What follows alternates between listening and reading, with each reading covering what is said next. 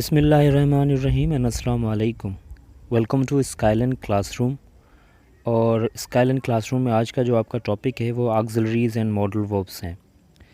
यानी ऑक्सिलरी और मॉडल्स जो हैं ये वर्ब्स हैं और इनके बारे में ख़ास तौर पर ऑक्सिलरीज़ के बारे में मैं ऑलरेडी आपको बता चुका हूँ जब हम टेंसेस पढ़ रहे थे और जो वर्ब पढ़ रहे थे उसके अंदर। आज दोबारा उनके यूजेजेस हम देखेंगे क्योंकि ऑक्सिलरीज़ जो हम पढ़ रहे थे या हमने जो पिछली क्लासेस में पढ़ा था उनमें उनके सिर्फ टेंसेस के हिसाब से और एक्टिव और पैसिव वॉइस के हिसाब से हमने उनके यूजेजेस पढ़े थे। आज उनके अलावा उनके क्या यूजेजेस हैं, यानी टेंसेस और एक्टिव वॉइस पैसिव वॉइस के अलावा भी उनके कुछ यूजेजेस हैं ऑक्सिलरीज़ के और मॉडल वर्ब्स के। आज या आज के बाद जितनी भी वीडियोज़ आएंगी हम कंटिन्यू करेंगे कि इनके यूजेजेस कैसे हैं, उनको अपने सेंटेंसेस के स्ट्रक्चर्स के अंदर यूज़ कैसे किया जाए और उनकी मीनिंग क्या होती है। ये सबसे ज़्यादा इम्पॉर्टेंट है यहाँ पर कि जब हम इनको ऑक्सिलरीज़ को या मॉडल वर्ब्स को अपने सेंटेंसेस में इस्तेमाल करते हैं तो उनके जो यूजेजेस हैं वो डिफरेंट होते हैं मीनिंग के मुताबिक। ठीक है जी। तो इनके जो यूजेजेस हैं वो हमने मीनिंग के मुताबिक करने होते हैं। ठीक है, जैसे हम यहाँ पर is to, am to, are to की अगर मीनिंग निकालेंगे तो होगा करना है, खाना है, पीना है, उठना है, सोना है, बैठना है। यानी जब इनको आप इस्तेमाल करेंगे तो ये या तो कमांड शो करेंगे, हुक्म जैसे आप कहते हैं, प्लान शो करेंगे, अरेंजमेंट शो करेंगे या एग्रीमेंट। प्लान कहते हैं प्लानिंग, मनसूबाबंदी, अरेंजमेंट और एग्रीमेंट। ठीक है जी। तो इनको मीनिंग के मुताबिक हम इस्तेमाल कर सकते हैं। और मीनिंग क्या होगी इज़ टू की, एम टू की, आर टू की, मैंने बताया कि करना है, खाना है, पीना है वगैरह वगैरह। जैसे यहाँ पर एग्जांपल देखें, you are to prepare for exam, आपको इम्तिहान की तैयारी करनी है। ठीक है, यू आर टू। अब आर टू का यहाँ पर मतलब निकल रहा है करनी है, क्या करनी है, तैयारी करनी है।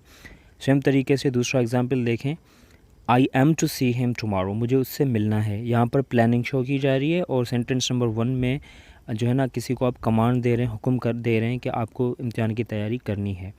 फिर तीसरा है एग्जांपल कि we are to be married next month. अब यहाँ पर भी जो आप देखें ये एक किस्म की अरेंजमेंट या प्लानिंग आप बता रहे हैं। ठीक है जी। उसके बाद हम आते हैं वाज टू और वर्ड टू पर। वाज टू और वर्ड टू पास्ट है तो इसकी यूजेज तो सेम है मगर मीनिंग जो है पास्ट में हो जाएगी। जैसे वाज टू वर्ड टू की मीनिंग होगी कि करना था, खाना था, जाना था, पीना था, उठना था, इस तरीके से। ये भी आपके कमांड, प्लानिंग और अरेंजमेंट्स जो है वो शो करेगा मगर पास्ट के अंदर शो करेगा। ठीक है जी।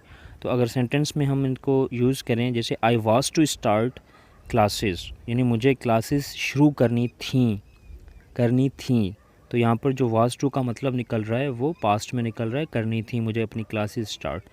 दे were to get married with that month, उनको जो है ना शादी करनी थी उसी मंथ में। They were to get married that month, यहाँ पर प्लानिंग है मगर पास्ट में है। और अब हम आते हैं हैज़ टू और हैव टू पर। हैज़ टू और हैव टू की अगर आप मीनिंग देखेंगे तो इसका 2 मीनिंग्स निकलती है।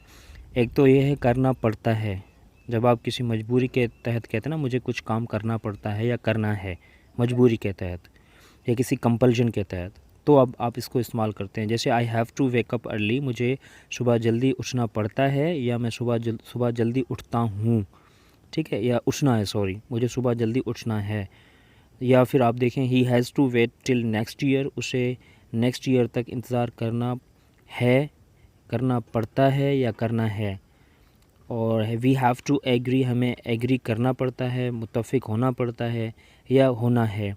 People have to stay at home during COVID, लोगों को घर पर जो है ना रहना पड़ता है कोविड की वजह से। ठीक है जी। तो ये था प्रेजेंट में। उसके बाद हम आते हैं हैड टू।